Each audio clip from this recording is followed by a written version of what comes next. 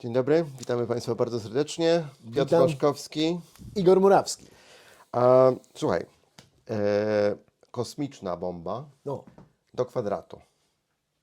Od tego jakby chciałbym zacząć, bo to jest też taka dziwna w ogóle sprawa. Wiesz, chodzi o to, że na Marsie w tej chwili, nie wiem, czy Ci się już to jakby rzuciło w oczy, ale internet tym żyje od jakiegoś czasu. Na Marsie odkryto, tudzież zauważono w zasadzie taką strukturę, która wydaje się być strukturą regularną. Znaczy jest to kwadrat. obiło mi się o uszy. Okej, Nie będę okej. podpowiadał, ale nie ukrywam, że słyszałem. Tak, no i to jest taka ciekawostka, bo co prawda te zdjęcia, one już mają kilka lat, ale cały czas są analizowane. No i rzeczywiście wygląda to dosyć dziwnie, do tego stopnia, że jeden z najbardziej aktywnych ostatnich komentatorów ostatnich czasy, pan Elon Musk, na swoim No, serwisie X, Któż by inny? na swoim serwisie X zamieścił taki wpis, że no, absolutnie trzeba wysłać astronautów na Marsa i to sprawdzić, tak? Znaczy, do końca co sprawdzić? No bo generalnie wiesz, całe zamieszanie polega na tym, że ktoś może podejrzewać, patrząc na tego typu strukturę, że jest to, no nie może to być naturalna. Nie jest dziewem przypadku, tak. Nie jest dziełem przypadku. I tutaj wiesz, jakby to nie jest pierwsza taka historia związana z Marsem. Kilka lat temu, no to już ładnych ileś lat temu, była sprawa słynnej twarzy. Pamiętasz też taką sytuację. Później tam od czasu do czasu jakieś Pojawiają się podobne pojawiają się takie kwiatki. Jeżeli spojrzymy jednak sobie na to zdjęcie w oryginale, bo tak naprawdę w sieci, no to są już te zdjęcia renderowane, gdzie nałożono jakby kwadrat na tą strukturę, więc to jest trochę jakby mylące. Natomiast jeżeli sobie spojrzysz na te oryginalne zdjęcia, no to już nie jest tak, Nie jest tak idealnie. nie jest tak idealnie. To jest około 3 kilometrów, jeżeli dobrze zapamiętałem, ta struktura ma powierzchni. I no faktycznie, wiesz, jest to taka ciekawostka, bo co by to mogło w ogóle oznaczać? Co by to właśnie. mogło oznaczać? Dlaczego w ogóle my o tym mówimy? Znaczy mówimy o tym, bo zajmujemy się eksploracją ogólnie, a kosmos ewidentnie Jest jest naszym kolejnym polem. no ewidentnie tak, przyszłości. to chyba w tą stronę zmierza. Ale wiesz, tutaj jest sprawa taka, bo od razu już zaczęli to naukowcy jakby komentować, tak, no bo to trzeba, wiesz, no, jeżeli Elon Musk coś tam teraz pisze, to jakby siłą rzeczy trzeba to skomentować. No więc powstało kilka teorii. No właśnie. Oczywiście przede wszystkim mowa jest cały czas o naturalnych i tutaj się kłaniają jakby ziemskie struktury, tak zwana słynna grobla olbrzymów albo droga olbrzymów w Irlandii, też no, coś, co wygląda zupełnie Regularnie. kosmicznie, prawda? Jest absolutnie geologiczną strukturą. No też kwestia pareidolii, tak? Czyli po prostu naszego jako takiego ulubionego sposobu dostrzegania rzeczy nam znanych, struktur znanych w takich klimatach rzeczywiście naturalnych, prawda? Stąd wielokrotne jakieś, wiesz, nawet, prawda, słynne memy były z twarzą Chrystusa i tak dalej, i tak dalej. Cała masa takich rzeczy, więc tutaj też jest jakby ten aspekt, ale wiesz, gdybyśmy pociągnęli to dalej, bo jak rozumiem, pan Musk stara się właśnie to zrobić, no to by oznaczało, że nie jest to przypadek, nie jest to coś, co zostało stworzone przez naturę, a więc zostało stworzone przez Marsjan, tudzież cywilizację. jakąś obcą cywilizację, tak? No i tutaj już jakby mówimy o archeologii stricte. I teraz wiesz, teraz znowu możemy się cofnąć. Ja tutaj trochę puszczę wodze fantazji, bo znowu pamiętasz, jak rozmawialiśmy o Indiana Jonesie. I ja Ci opowiadałem o tych moich fascynacjach kiedyś Denikenem, tymi wszystkimi rzeczami. Pamiętam, że była taka książka Colony Earth. Nie wiem, czy ona została przetłumaczona autorstwa pana Mooneya, nie pamiętam pierwszego imienia autora. I tam była poruszona taka teoria mówiąca o panspermii. Kojarzysz? Nie. Okej. Panspermia to jest w zasadzie teoria bardzo dobrze już udokumentowana i funkcjonująca w świecie naukowym. Mianowicie rzecz cała polega na tym, że pierwiastki życia jakby one są dosyć mniej lub bardziej, ale są jednak powszechne we wszechświecie i są przenoszone przez chociażby meteoryty mogą być przenoszone i tak dalej, tak? Więc jedna z teorii mówiących o tym, w jaki sposób powstało życie na naszej planecie, zakłada właśnie taką kwestię panspermii, że życie po prostu, te pierwsze organizmy wczesne, one przybyły sobie, wiesz, na jakichś meteorytach, cały proces się zaczął i tak dalej. I to jest jakby sprawa taka dosyć niekontrowersyjna. Natomiast jest coś takiego, co się nazywa panspermia ukierunkowana.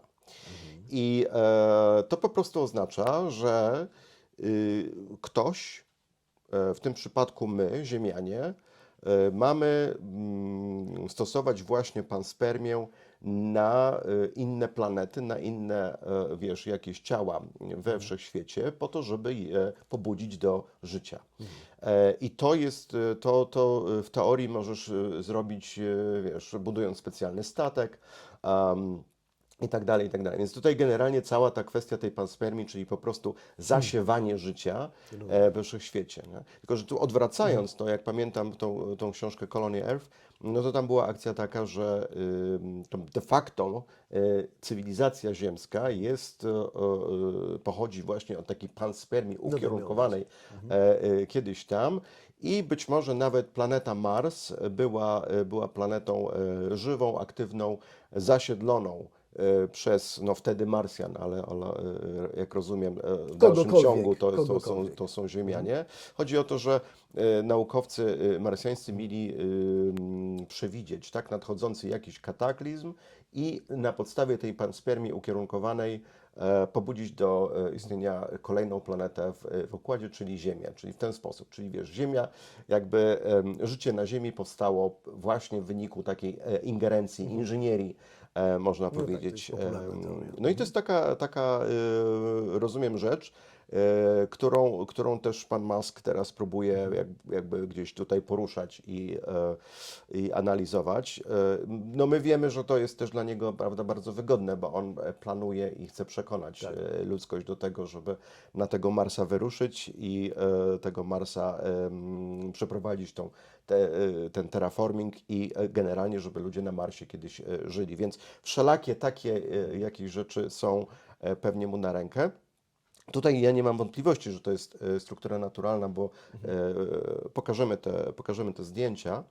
Faktycznie, jak spojrzymy na to oryginalne zdjęcie, no to tutaj nie za bardzo jest nawet, wiesz, pole do manewru. To jest widziany ten ewentualny kwadrat wyłącznie z góry, prawda, w takim. Natomiast jeżeli przybliżymy, to widać, że jakieś geologiczne procesy mogły sobie postępować. Ale ciekawostka, no i taka rzecz związana z być może, wiesz, no kiedyś z jakimś rozwojem archeologii jednak, jakby nie patrzeć, bo nawet jeżeli nie znajdziemy w przyszłości śladów po obcych cywilizacjach, no to my będziemy je zostawiać, tak? Czy będziemy to robić na Marsie, czy nawet z jakiejś stacji pośredniczącej na Księżycu, czy dalej będziemy to zostawiać i później trzeba będzie wysłać archeologów, którzy będą to badali, prawda? Oczywiście. A skoro my jesteśmy tutaj przy Księżycu, chociaż ja chciałem dodać jeszcze mimo wszystko jedną rzecz do tego, co opowiedziałeś, bo o Księżycu zaraz opowiem, bo jest nam bliższy i temu tematowi, o którym mówisz, niż nam się wydaje. Natomiast przyznam szczerze, że ja widziałem to zdjęcie, o którym mówiłeś. Natomiast pierwsza moja konstatacja była taka, że w dobie deepfake'ów, AI i w ogóle, wiesz, że to był jakiś fake. Nie, że to jest absolutnie, wiesz, jakaś zmodyfikowana rzecz. To jest tak a propos tego, co bardzo często rozmawiamy zresztą, że no nie wierzymy we wszystko, co widzimy, zwłaszcza dzisiaj, zwłaszcza w mediach społecznościowych. Oczywiście. Natomiast ja tutaj rozumiem, że tutaj nie ma wątpliwości. całkiem realna sprawa, chociaż nieźle odjechana w gruncie rzeczy. A propos Księżyca, Tak. o którym wspominałeś jako tej drodze, pewnym etapie do podboju dalszych planet, szczególnie Marsa. I to jest duża ciekawostka, ponieważ Księżyc został wpisany jako miejsce zagrożone pod kątem dziedzictwa kulturowego. O. I to jest dość niebywała rzecz. Jest to wytypowane miejsce przez zacną instytucję World Monuments Watch, która od wielu, wielu lat takie miejsca typuje pod kątem zagrożeń. I wśród nich oczywiście znajduje się wiele obiektów na Ziemi.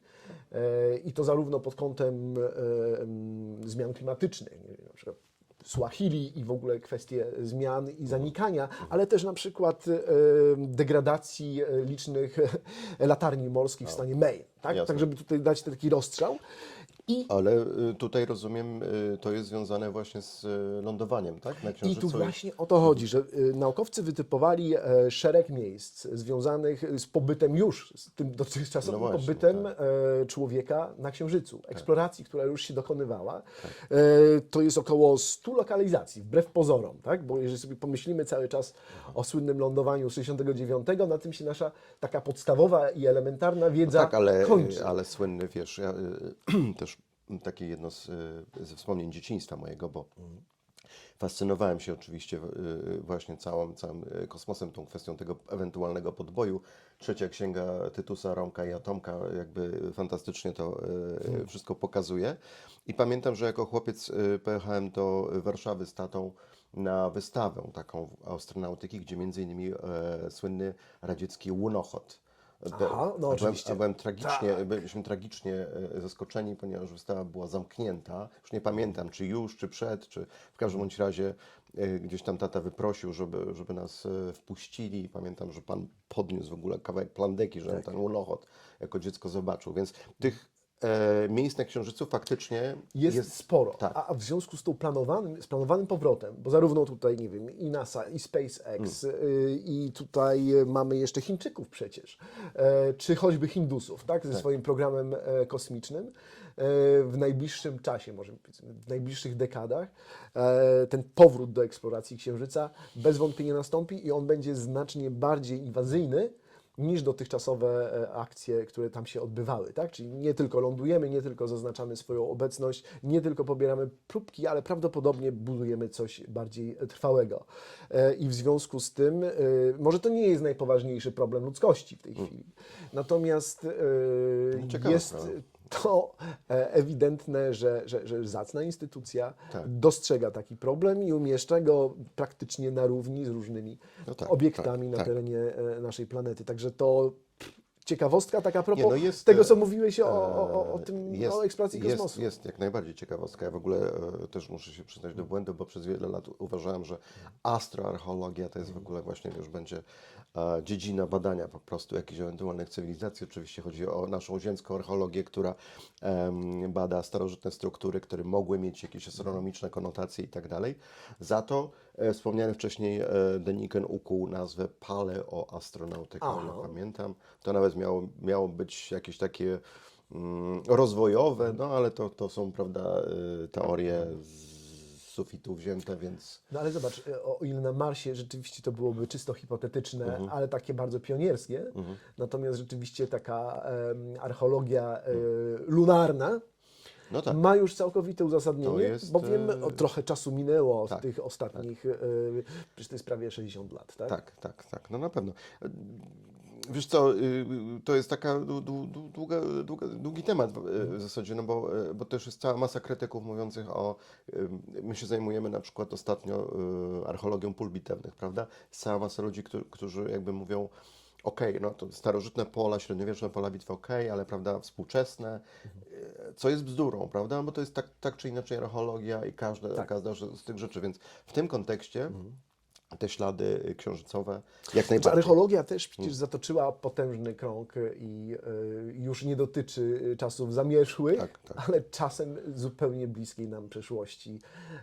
Zaskakująco bliskiej, Absolutnie, tak? Bo to absolutnie. kwestia czasami jest 20 lat. To wracając do takiej stricte archeologii i jednego z terenów, które lubimy, bo chodzi o Włochy, zwłaszcza Włochy południowe. I tam na terenie nielegalnej konstrukcji budowlanej, co też się tam dosyć często zdarza, okazało się, że wiesz, że coś tam ludzie zaczęły znajdować. To było w rejonie Kampanii, Padula miejscowość. I szybko się zorientowano, że kiedy, wiesz, bo tam tak jest, że albo tombaroli, o których rozmawialiśmy niedawno, ci właśnie złodzieje grobowców, ale też stanowisk archeologicznych, tak? No, to oni automatycznie jakby wchodzą. Albo oni odkrywają, albo jak jest jakieś odkrycie, to tombaroli przejmują. I tutaj faktycznie taka sytuacja miała miejsce. Archeolodzy szybko zadziałali i odkryli 19 grobowców. I to bardzo, bardzo ciekawych, bo to jest sprzed około 2,5 tysiąca lat, około 400 lat przed naszą erą. W wielu grobach odkrywano fragmenty naczyń, czy nawet kompletne naczynia. Jeden grób jest bardzo ciekawy, zwłaszcza dlatego, że kilka elementów wskazuje na to, że najprawdopodobniej był pochowany tam wojownik. Zresztą prawdopodobnie w kilku innych grobach też są takie właśnie rzeczy, noże na przykład, wskazujące na to, że tam kilku tych wojowników było. Ten jest jednak grób bardzo ciekawy, ponieważ na płycie przykrywającej grób wyryto postać jeźdźca na galopującym koniu w hełmie, który czymś rzuca, prawdopodobnie włócznią i stąd no, ta koneksja wojownika. To taki wczesny, wiesz, wczesna reprezentacja i bardzo, bardzo fajnie, no, że to się w ogóle udało zrobić. Mogę pociągnąć jeszcze, jeżeli chcesz, żeby archeologii jakby tutaj zadośćuczynić, bo często opisywaliśmy skarb z Galloway. Skarb z Galloway, nie wiem czy pamiętasz, to była taka sprawa w roku 2014, odkrycie w Szkocji. Zresztą dosyć takie zabawne, bo to dużo perypetii było w ogóle z tym odkryciem związanych, dlatego że skarb był bardzo spektakularny. To było ponad 100 różnego rodzaju artefaktów, zabytków wykonanych i ze złota, i ze srebra, i z kryształu nawet, wiesz, z kamienia, z ceramiki. No, cała masa fantastycznych rzeczy, bardzo, bardzo takich wysokiej jakości. Skarb zakopany na przełomie IX-X wieku naszej ery. I generalnie długo w ogóle się zastanawiano, jakby kto to zakopał. Tak? Jeszcze tylko wspomnę o momencie odkrycia, bo to jest też taka ciekawostka. Skarb został odkryty na terenie należącym do kościoła Szkocji.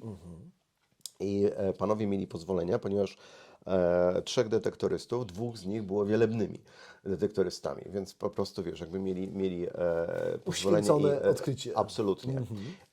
Bardzo ciekawy w ogóle puchar, taki dzban, którym część tych artefaktów była znaleziona, to też ostatnio opisywaliśmy, bo się okazało, że on jest w ogóle starszy o około 100 lat od tych innych zabytków znalezionych w tym skarbie i pochodzi z Persji i najprawdopodobniej w ogóle należał do, wiesz, jakiegoś władcy w tamtym rejonie, Sasanidów, więc no taka bardzo ciekawa sprawa, bo to możesz sobie jakby prześledzić. Prawdopodobnie jest mowa o tym, że on gdzieś trafił do Ziemi Świętej, stąd później z jakimś pielgrzymem prawdopodobnie wrócił i tak dalej. Natomiast wiele elementów w tym skarbie wskazywało na to, że jest to skarb wikiński, w tym sensie, że mogli go zakopać wikingowie. Część na przykład tego kruszcu było połamane, typowa taka właśnie wikińska akcja. Dzisiaj już jakby możemy więcej wiemy na ten temat. Dlaczego? Dlatego, że było kilka bransolet naramiennych wykonanych ze srebra i one miały runy, pismo runiczne, wiesz, i na kilku tych bransoletach były imiona. Bardzo prawdopodobne, że to są w ogóle osoby, które zakopywały ten skarb, ale jedno, ta inskrypcja runiczna, z którą długo nie mogli sobie poradzić, no w tej chwili została odszyfrowana i mówi wprost, ten skarb należał do wspólnoty. No proszę. Tak, na społeczności. Nie? Więc to jest bardzo fajna sprawa, bo po pierwsze pokazuje nam, że tego typu właśnie rzeczy się działy, że jakby gromadzono wspólne, więc to jest prawdopodobnie takie zakopanie depozytu, być może w sytuacji jakiegoś zagrożenia. I to nie jednostkowego jakby depozytu, tylko prawdopodobnie, wiesz, tam społeczność się rzuciła, zebrała, ale też byli to wikingowie faktycznie, bo nam się wikingowie kojarzą przede wszystkim z tymi najazdami i to szybka taka akcja, wiesz, wpad, wypad z mieczami, podbijają, grabią, prawda? Natomiast zapominamy, że te rejony przynajmniej Brytanii, one były zasiedlone już przez Wikingów, tak? To były stałe społeczności, lokalne, które mieszkały. Więc faktycznie skarb wikiński, jak się okazuje, no i bardzo taka fajna sprawa związana z tą wspólnotą. Także. Bardzo ciekawe, bardzo ciekawe. Skoro jesteśmy tutaj wikingowie, to jest podbój morski, ale my trochę się przesuniemy do przodu, bowiem będziemy mówić o Portugalii Okay. i o tym, że naukowcy z Uniwersytetu Nowa w Lizbonie dokonali pewnego rodzaju inwentaryzacji.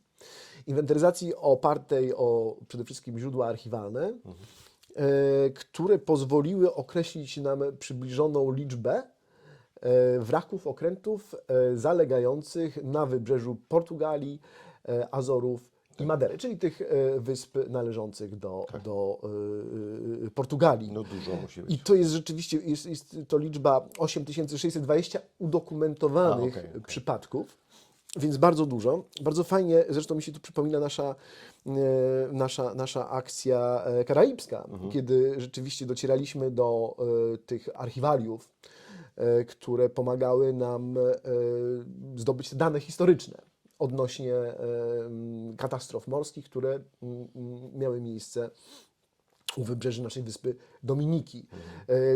Tu były akurat kwestie hiszpańskich wraków i hiszpańskich archiwaliów, natomiast no, Portugalczycy oczywiście jako ten równie wiodący i prowadzący tą ekspansję kolonialną naród prowadził. Ja to sobie zresztą przypominam w trakcie mojej wizyty w Lizbonie, jest tam pomnik odkrywców. Bardzo fajne miejsce i takie bardzo melancholijne, zresztą tak jak sami Portugalczycy tacy są smutni. I właśnie kiedyś się zastanawiałem nawet nad tym źródłem tej melancholii i smutku. Gdzieś wyczytałem, że pewnie jednym z wielu powodów jest właśnie ta eksploracja i to, że te rodziny musiały się bardzo często rozdzielać. Mężczyźni wybierali tą drogę odkrywania, podróży i tak dalej. Rodziny były rozdzielane, często się nie widziano, nie widzieli się później. Tak. Więc tak się zastanawiam właśnie nad tym klimatem, który panuje tam. Rzeczywiście to jest taki wysunięty cypel. Jest tam chyba Henryk Żeglarz z 32 towarzyszami, którzy tak w sposób taki monumentalny patrzą tęsknym wzrokiem za nową ziemią, ale też zdają sobie sprawę z tego, co zostawiają na miejscu. Więc no, już ta sama liczba, wracając do zasadniczego tutaj tematu, robi wrażenie. Co ciekawe i co dla nas fajne, z tych 8620, to jest bardzo precyzyjna liczba, ale ja rozumiem, że wynikająca jakby z danych archiwalnych, więc możemy ją przytoczyć. Około 250 wraków ma zawierać na pokładach jeszcze wciąż zaginione skarby. I tych Są skarbów nasze. jest pewnie zdecydowanie dużo. Ta eksploracja nie jest zbyt intensywna z tego, co wiem, bo to jednak jest no, skala jakby zjawiska, tak? Skala zalegania tych wraków jest przepotężna. Co jakiś czas docierają do nas informacje, ale jeżeli chodzi o wybrzeża Portugalii, to nie jest to jakiś, nie jesteśmy zalewani zalewem Tak. informacji na ten temat, więc tutaj potencjał rzeczywiście jest przepotężny. Fajnie, że takie badania się odbywają, bo generalnie tak, no, to są, tu mówimy o tej potężnej liczbie okrętów na przestrzeni ostatnich 500 lat. To nie wszystko są okręty dlatego- z XVI-XVII wieku, No tylko więc, późniejsze no również. więc ewidentnie, skoro mówisz o archiwaliach, no to tutaj jest mowa od pewnie jakaś cezurą czasową, pewnie jest rok pewnie 1500, Tak, coś to jest tam, dokładnie właśnie początek I to by tłumaczyło, bo tych odkrywania wraków na nowego pewno świata. tam jest, wiesz, tam jest wiele razy więcej, prawda? Tak.